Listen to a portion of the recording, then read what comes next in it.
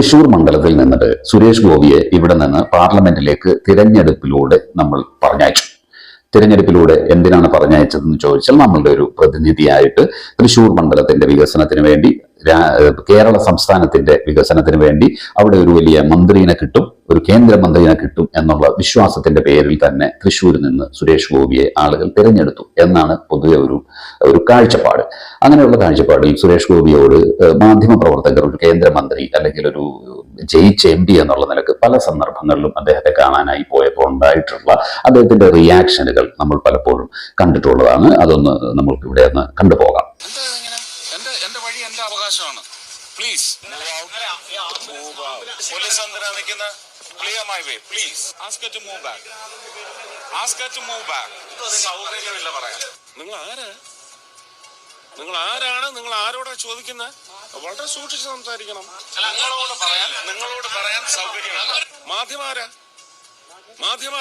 ഇവിടുത്തെ ജനങ്ങളാണ് വലുത്. Please be careful. സൗകര്യമില്ല പറയാൻ. ആളാവാൻ വരരുത്, എന്റെ അടുത്ത് ആളാവാൻ വരരുത്.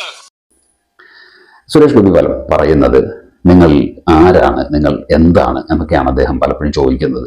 സുരേഷ് ഗോപി പറയുന്നത് ഇത് ശരിയല്ല, എൻ്റെ വഴി എൻ്റെ അവകാശമാണ്, അതുകൊണ്ട് പ്ലീസ് നിങ്ങളൊന്ന് മാറി നിൽക്കൂ എന്നൊക്കെയാണ് അദ്ദേഹം പറയുന്നത്. ഇത് പറയുന്നതിന്റെ പിന്നിൽ ഉള്ള ഒരു കാര്യം നമ്മൾ പരിശോധിച്ച് നോക്കുമ്പോൾ, സുരേഷ് ഗോപി ഒരു പ്രശസ്തനായ ചലച്ചിത്ര താരമാണ്, ഒരുപാട് ആരാധകരുള്ള, എപ്പോഴും ആരാധനയുടെ മുകൾ തട്ടിൽ തന്നെ നിന്ന് ശീലമുള്ള ഒരു സെലിബ്രിറ്റി മൂഡിൽ ജീവിച്ച ഒരാളാണ് അദ്ദേഹം കുറെ നാളുകളായിട്ട്. അദ്ദേഹത്തിന്റെ തുടക്ക സമയത്ത് ചെറിയ ചെറിയ റോളുകൾ വന്നപ്പോഴുള്ള കാര്യമല്ല ഞാൻ പറയുന്നത്. അതിനുശേഷം അദ്ദേഹം ഒരു ഹീറോ പരിവേഷത്തിലേക്ക് വന്നപ്പോൾ, പ്രത്യേകിച്ച് പോലീസ് വേഷങ്ങളൊക്കെ ചെയ്തതിനു ശേഷം അദ്ദേഹത്തിന്റെ ജീവിതത്തിൽ ഉണ്ടാക്കിയിട്ടുള്ള താരപ്രഭ ഒരു വിഭാഗത്തിൽപ്പെട്ട സിനിമ പ്രേമികൾക്ക് അദ്ദേഹത്തോടൊരു ആവേശം തോന്നിയിട്ടുണ്ട്. അതുകൊണ്ട് തന്നെ അദ്ദേഹം ചെന്ന് നിൽക്കുന്ന സ്ഥലത്ത് അദ്ദേഹത്തെ കാണാനായിട്ട് ഒരു ക്രൗഡ് ഉണ്ടാവും, സിനിമ ഭ്രാന്തന്മാരുണ്ടാകും. സിനിമ ഭ്രാന്ത് പിടിച്ച ആളുകൾക്കിടയിലാണ് സുരേഷ് ഗോപി പലപ്പോഴും നിന്നിട്ടുള്ളത്.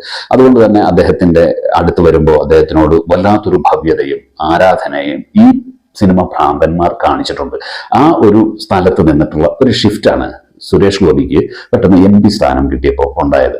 അതുകൊണ്ട് തന്നെ മാധ്യമ പ്രവർത്തകരും മറ്റാൾക്കൂട്ടങ്ങളും കാണുമ്പോൾ അദ്ദേഹത്തിന്റെ മൈൻഡിൽ ഈ ഒരു സാധനമാണ് കിടക്കുന്നത്. എല്ലാവരും റാമോട് നിൽക്കുന്ന, അദ്ദേഹത്തോട് ആരാധന കാണിക്കുന്ന ഒരു ആഢ്യത്വ മനോഭാവത്തോടുകൂടി പെരുമാറാൻ പറ്റും എന്ന് വിചാരിച്ച് ഉള്ള ഒരു സ്വപ്ന ലോകത്താണ് സുരേഷ് ഗോപി നിന്നിരുന്നത്. യഥാർത്ഥത്തിൽ മാധ്യമ പ്രവർത്തകർ ആരാണ്, അവരെന്തിനാണ് അവിടെ ചെല്ലുന്നത് എന്ന് ചോദിച്ചാൽ, ആദ്യമായിട്ടല്ല ഒരു 10-15 മാധ്യമ പ്രവർത്തകർ ഒരു സുരേഷ് ഗോപി എന്ന് പറയുന്ന കേന്ദ്രമന്ത്രിയുടെ അടുത്തേക്ക് പോകുന്നു.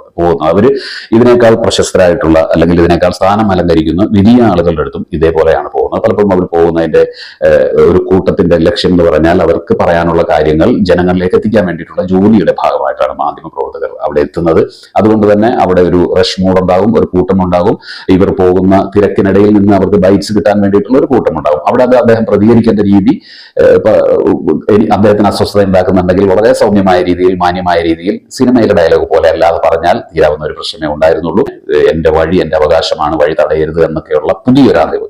ഓരോരുത്തരുടെ വഴി ഓരോരുത്തരുടെ അവകാശമാണ് അദ്ദേഹം പറഞ്ഞു കൊടുക്കുന്നതിന്റെ ഭാഗമായിട്ടാണ് അങ്ങനെ ഒരു സംഭാഷണം അദ്ദേഹത്തിന്റെ ഭാഗത്ത് നിന്ന് വന്നിട്ടുള്ളത് എന്ന് നമുക്ക് മനസ്സിലാക്കി പോകാം. രണ്ടാമത് അദ്ദേഹം ചോദിക്കുകയാണ് മാധ്യമങ്ങളോട്, നിങ്ങളൊക്കെ ആരാണ്, നിങ്ങൾക്കൊക്കെ ആരോടാണ് സംസാരിക്കുന്നത്, എന്താണ് സംസാരിക്കുന്നത് എന്ന് നിങ്ങൾ സൂക്ഷിച്ച് സംസാരിക്കണമെന്നാണ് സുരേഷ് ഗോപി പറയുന്നത്.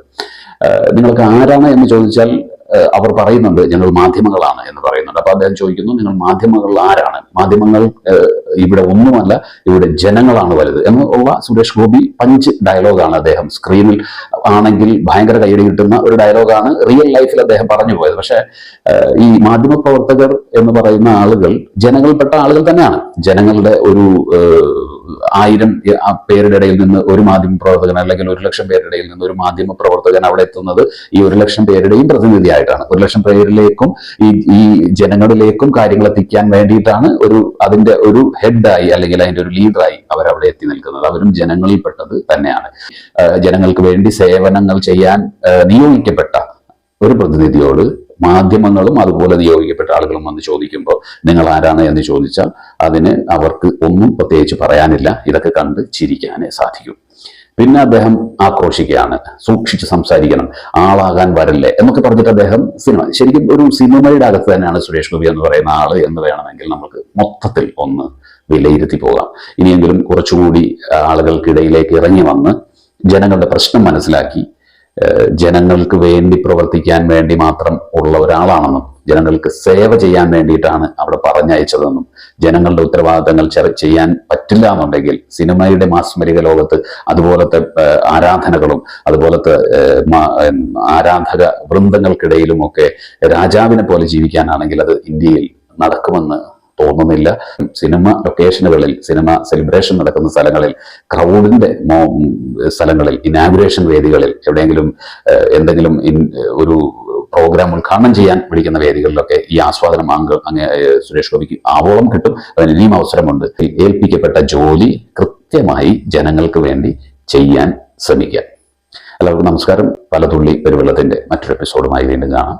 നമ്മൾ ചാനൽ ആദ്യമായിട്ടാണ് കാണുന്നതെങ്കിൽ സബ്സ്ക്രൈബ് ചെയ്യുകയും ഓൾ ബട്ടൺ അമർത്തി എല്ലാ നോട്ടിഫിക്കേഷൻ കിട്ടാൻ ശ്രമിക്കുകയും ചെയ്യുക. നിങ്ങളുടെ അഭിപ്രായം എന്താണെങ്കിലും, നല്ലതാണെങ്കിലും ചീത്തയാണെങ്കിലും അടിയിൽ കമന്റിലൂടെയും അറിയിക്കുക. എല്ലാവർക്കും ഒരു നല്ല ഭാവി ഉണ്ടാകട്ടെ. നല്ലൊരു ജനാധിപത്യം നമ്മുടെ രാജ്യത്തുണ്ടാവട്ടെ. നമ്മുടെ രാജ്യം ഏറ്റവും ലോകത്ത് മാതൃകയുള്ള സ്നേഹത്തിന്റെയും സാഹോദര്യത്തിന്റെയും വിഡിത്തങ്ങളില്ലാത്തതിന്റെയും ഒക്കെ ഒരു നാടായി മാറട്ടെ. മറ്റൊരു വീഡിയോയുമായി വീണ്ടും കാണാം.